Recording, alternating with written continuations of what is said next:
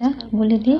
প্রথমে আমি নেবুর রস নিয়ে নিয়েছি 1 চামচ, নেবু আর দিয়ে দেবো স্বাদ মতো নুন, আর দিয়ে দেবো হলুদ গুঁড়ো, দিয়ে এই 3টে উপকরণ দিয়ে আমি ভালো করে মিশিয়ে নেব, দিয়ে রেখে দেবো। তারপরে আমি একবার রেসিপিটা বানাবো। উনুনে কড়াই বসিয়ে দিয়েছি, এবার কড়াইতে তেল দিয়ে দিয়েছি।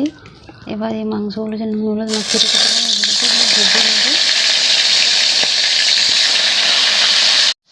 কড়াইতে দিয়ে দিয়েছি মাংসগুলো, আর আমি মাখিয়ে রেখেছিলাম। দেখুন কতটা জল বেড়ে গেছে। এবার তারপরেও এটাতে জল বেরোবে, দেখুন কত জল বেরোচ্ছে। আর একটু নেড়ার পর আরও জল বেরিয়ে যাবে, আর একটু নেড়ে নেব। দেখুন কতগুলো জল বেরিয়ে গেছে, হয়ে গেছে। আর মাংসগুলো দেখুন কত শক্ত হয়ে গেছে। এবার এগুলোকে আমি নামিয়ে আর জল আর মাংস আলাদা করে নেব। আলুগুলো আমি নুন হলুদ মাখিয়ে সিদ্ধ করে রেখেছিলাম, এগুলো আমি লাল করে ভেজে নেব। দেখুন আলুগুলো আমি লাল করে ভেজে নিয়েছি, এগুলোকে আমি নামিয়ে নেব। আমি সিদ্ধ করার পরে নেড়ে লাল করে ভেজে নিয়েছি। তারপরে আলুগুলো ঘাঁটাঘাঁটি হবে না, নাহলে আলুগুলো মাংসের সময় অনেক সময় কী হয় ভেঙে যায় মাংস দিলে।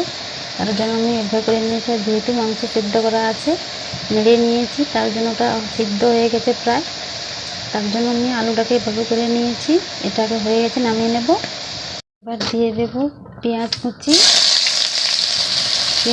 ভালো করে ভাজা করে নেব। ভাজা করে নিয়েছি। এবার এর মধ্যে দিয়ে দেব আদা রসুন আর কাঁচা লঙ্কা একসঙ্গে বেটেছি, বাটাটা দিয়ে দেব। বাটাটা দিয়ে অল্প একটু নেড়ে নেব, কাঁচা গন্ধ থাকে, এটাকে আমি নেড়ে নেব। হয়ে গেছে। এবার দিয়ে দেব টমেটো, তেজপাতা আর লঙ্কা, হলুদ, নুন আর অল্প একটুখানি চিনি দিয়ে খুব ভালো করে আমি কষিয়ে নেব।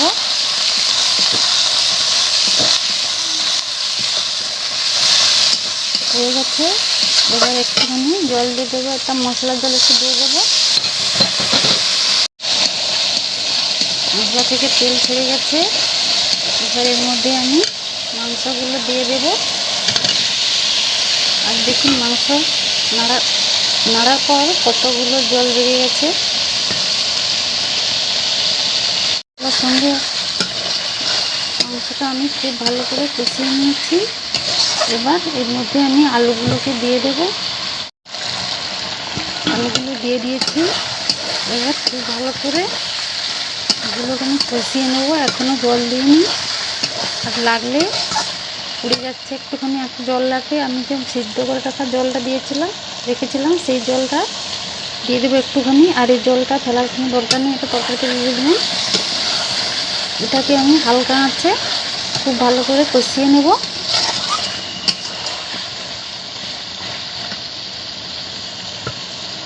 এটা রান্নার সময় উনুনের আঁচটা হালকা করে রাখতে হবে, নাহলে এগুলো সব তো সেদ্ধ করাই আছে, তার একটুখানি কষিয়ে নিলে খুব ভালো করে কষালে হালকা আঁচে মশলাটা এর মধ্যে ভালো করে ঢুকে যাবে। তার জন্য আমি হালকা আঁচে এগুলোকে কষিয়ে নেব। দেখুন আমার কষানো হয়ে গেছে। এবার এটার মধ্যে আমি গোটা এলাচ, দারচিনি, লবঙ্গ থেতো করে নিয়েছি, এটাকে দিয়ে দেব। দিয়ে 1-2 বার নেড়ে নেব। নেড়ে নিয়েছি। এবার মাংসের ঝোলটা আমি দিয়ে দেব, বাকিটা ছিল সেটা দিয়ে দেব। এবার এটা যদি অল্প একটু বাকি থাকে তাহলে ঢাকনা দিয়ে যেটা বাকি আছে সেটাকে আমি সেদ্ধ করে নেব। মাংসটা হয়ে গেছে। এবার এটাকে মাংসগুলো একটু গলে নিই, এটা নামিয়ে নেব।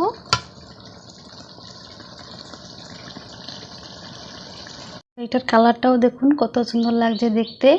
এইভাবে করে আপনারা যদি বাড়িতে মাংস রান্না করেন তাহলে এর কাছে দেশি মাংস হার মানবে। এইভাবে করে আপনারা অবশ্যই একবার বাড়িতে চেষ্টা করবেন বানাতে। আর এই মাংসটা আমি লেবু রস দিয়েছি, তার জন্য একটু শক্ত হয়ে গেছে, তারপরেও আরও খেতে ভালো লাগবে। তো বন্ধুরা, আমার এই মাংসের রেসিপিটা কেমন লাগলো কমেন্ট করে জানিও, আর লাইক সাবস্ক্রাইব করে আমার পাশে থেকো।